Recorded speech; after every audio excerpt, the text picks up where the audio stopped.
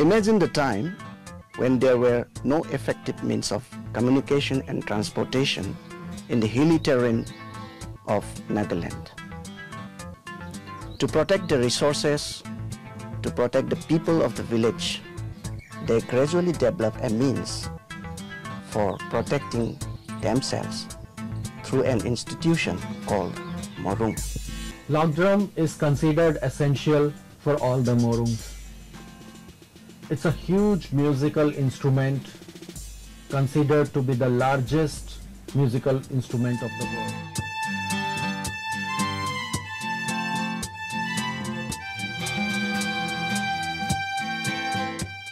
It is beaten by the shammo, a wooden club, by the members who stand on both the sides of this log drum.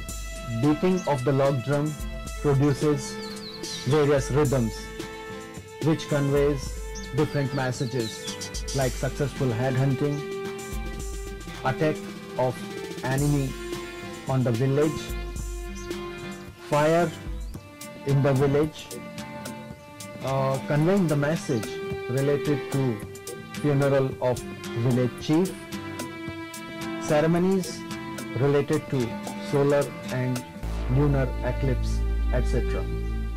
The important aspect while construction of the Morung is the erection of the main pillar. This first and the foremost main pillar, it is the place where all the ceremonial ritual took place. Engraving shows the symbols of valor, the symbols of fertility, the skillful warfare, as well as the symbol of path possession has been displayed.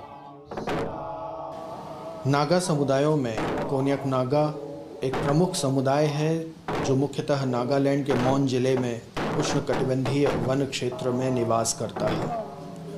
राज्य की उत्तरी सीमा पर स्थित पर्वतीय इलाके और घने जंगलों से आच्छादित इस क्षेत्र की सीमाएं पूर्व में म्यांमार और उत्तर में भारतीय राज्य अरुणाचल प्रदेश के साथ लगती हैं।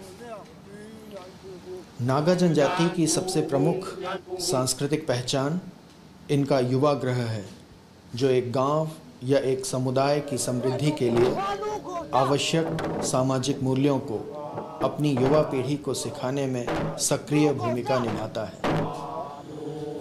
यद्यपि नागा युवा गृह को सामान्यतः मोरुंग कहा जाता है, तथापि इसके कई अन्य स्थानीय नाम भी हैं। कोन्याक नागा अपने मोरुंग को पान कहते हैं। एक गांव में एक से अधिक युवा गृह हो सकते हैं और यह मुख्य रूप से एक सुरक्षा चौकी के रूप में कार्य करते हैं। युवा गृह का प्रबंधन मोरुंग के वरिष्ठ सदस्यों और स्वयं सेवकों की एक परिषद द्वारा किया जाता है। कोन्याक नागा का मोरुंग दीर्घ गोलाकार होता है और इसका प्रवेश द्वार काफ़ी खुला होता है। मोरुंग का निर्माण बसाहट की सबसे ऊंची जगह पर आमतौर पर एक खड़ी ढलान के किनारे किया जाता है, जिससे सदस्यों को अपने गांव को दुश्मनों के अचानक हमलों से बचाने के लिए निगरानी करने में सहायता मिलती है।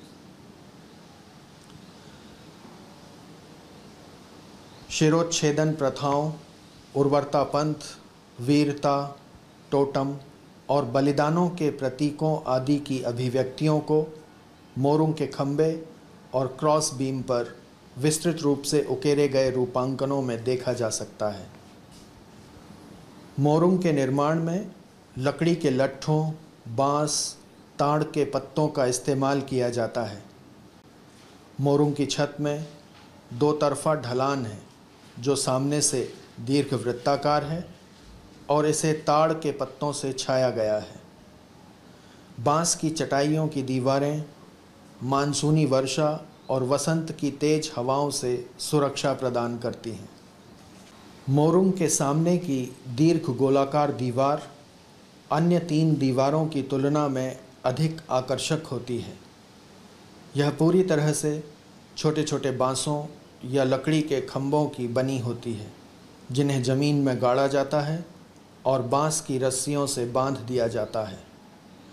इस खुले प्रवेश द्वार पर क्षैतिज रूप से एकल लकड़ी के एक बड़े लॉग को रखा जाता है जिसे खाओ कहते हैं। यह खाओ मोरुंग को एक आकर्षक रूप प्रदान करता है।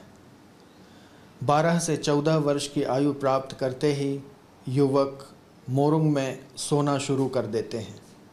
जो युवा मोरुंग के प्रवेश द्वार से एक ही छलांग में खाओ पार कर सकते हैं, उन्हें रात में मोरुंग में सोने की पात्रता मिल जाती है। मोरुंग के अंदर युवकों के सोने के लिए एक कमरा है जिसे जोई कहा जाता है। मोरुंग के सदस्यों से मिलने आने वाले लोगों के बैठने के लिए सामने की तरफ वाकम नामक एक संरचना बनाई जाती है। वृद्ध लोग आमतौर पर अवकाश के समय वाकम पर बैठकर समूह गीत गाते हैं।